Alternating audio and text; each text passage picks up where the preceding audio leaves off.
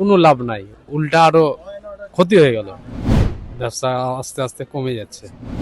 কমের পক্ষে 20-25 জন থাকতোই কমন, সেখানে এখন বর্তমানে একাই আছি।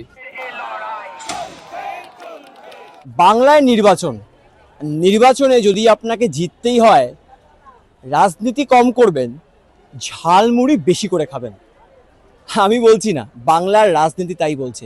রাত পোহালেই রাজ্যে প্রথম দফার নির্বাচন, কিন্তু প্রথম দফার নির্বাচনের আগে যেভাবে এই ঝালমুড়ি নিয়ে রাজনীতি শুরু হয়েছে, সেখানে দাঁড়িয়ে ঝালমুড়ি যদি এখন নিজের কোনো প্রতীকে দাঁড়ায়, সে হয়তো জিততে পারে। যাই হোক, একজন দাদা দাঁড়িয়ে রয়েছেন ডিসিআরসি সেন্টারে, সকাল থেকে ঝালমুড়ি বিক্রি করছেন।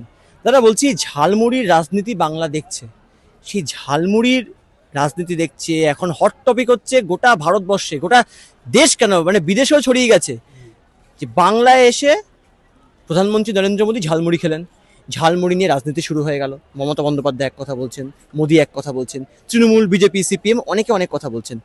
ঝালমুড়ির এই ব্যবসাটা কি অনেকটা বেড়েছে না কি হয়েছে? কমেছে অনেকটা।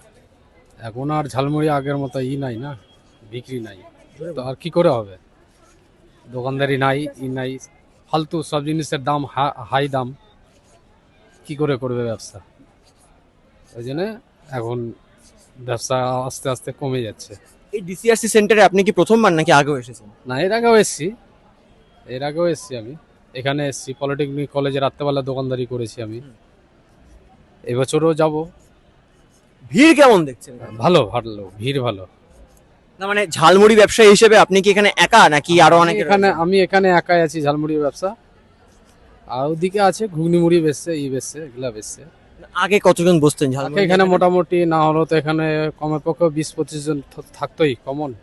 20-25 জন থাকতো? হ্যাঁ, সেখানে এখন বর্তমানে একাই আছি। আপনি একা আছেন? হ্যাঁ, লোকে তো এখন সবাই মানে অন্য খাবার ছেড়ে ঝালমুড়ির দিকে বেশি ঝুঁকছে, মানে ঝালমুড়ি নিয়ে রাজনীতি। ওই জন্য ঝালমুড়ি বসে আছে এইভাবে একাই। আর কোন কাস্টমার আছে বলেন?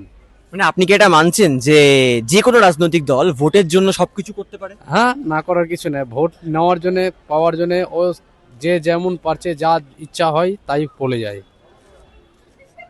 এগুলা দিয়ে কি কোনোদিন চার আছে কোনো মন্ত্রীর বা কোনো কিছুর? কারো কোনোদিন চার নাই। এগুলা এখন দেখা যাক কি হচ্ছে। এটা উল্টোটা হওয়া উচিত ছিল না? মোদি আসলেন রাজ্যে, নরেন্দ্র মোদি আসলেন, তিনি আসার পর ঝালমুড়ি খেলেন, ঝালমুড়ি নিয়ে এত কথা শুরু হয়ে গেল। তৃণমূলের নেতা নেত্রীরা তারাও ঝালমুড়ি খাচ্ছেন, বিজেপি নেতা নেত্রীরা তারাও ঝালমুড়ি খাচ্ছেন। ঝালমুড়ি ব্যবসা তো বৃদ্ধি পাওয়া উচিত ছিল। কই বৃদ্ধি তো বুঝতেই পারছেন এখন কেমন, বোঝা যাচ্ছে না? দেখতেও তো বুঝতে পারছেন যে কেমন দোকানদারি হচ্ছে, কেমন কাস্টমার আছে। এই তো বসে আছি, তখন ভিড় ছিল, টুকটাক করে কিছু কিছু হচ্ছিল। এখন এই যে ফাঁকা হয়ে গেল, এখন আর বিক্রি নাই, বসে আছি। মানে আলটিমেটলি ঝালমুড়ি নিয়ে রাজনীতি হলো, ঝালমুড়ি ব্যবসায়ীদের বা বিক্রেতাদের কোনো লাভ হয় না, কোনো লাভ নাই, উল্টা আরো ক্ষতি হয়ে গেল। ক্ষতি হয়ে গেল। হ্যাঁ, দেখুন, বাংলার রাজনীতিতে যখনই নির্বাচন আসে, কোনো না কোনো ইস্যুকে সামনে রেখে কিন্তু শাসক বিরোধীরা তারা মাঠে নামেন। 2026 বিধানসভা নির্বাচনে বাংলার অন্যতম হট টপিক হয়ে গেল এই ঝালমুড়ি। নরেন্দ্র মোদী তিনি প্রচারে আসলেন রাজ্যে, ঝালমুড়ির দোকানে গিয়ে ঝালমুড়ি খেলেন। পরবর্তী ক্ষেত্রে নরেন্দ্র মোদীকেই ঝালমুড়ি নিয়ে তোপ দাগলেন মমতা বন্দ্যোপাধ্যায়। তৃণমূল নেতানেত্রীরা, প্রার্থীরা তারাও ঝালমুড়ি নিয়ে রাস্তায় নেমে পড়লেন। মদন মিত্র ঝালমুড়ি বিক্রি করতে উঠে গেলেন লোকাল ট্রেনে। ঝালমুড়ি নিয়ে যখন রাজনীতি হচ্ছে, বাংলার মানুষ কিন্তু দেখছে, সবটাই সোশ্যাল মিডিয়ায় ভাইরাল হচ্ছে, কিন্তু আলটিমেটলি এই দাদাদের ভাগ্য ফিরলো নাকি গেল? এখন বেকার হয়ে গেল। এখন আর ঝালমুড়ি কেউ পছন্দ করে না, আসেও না, সেরকম ছিল না।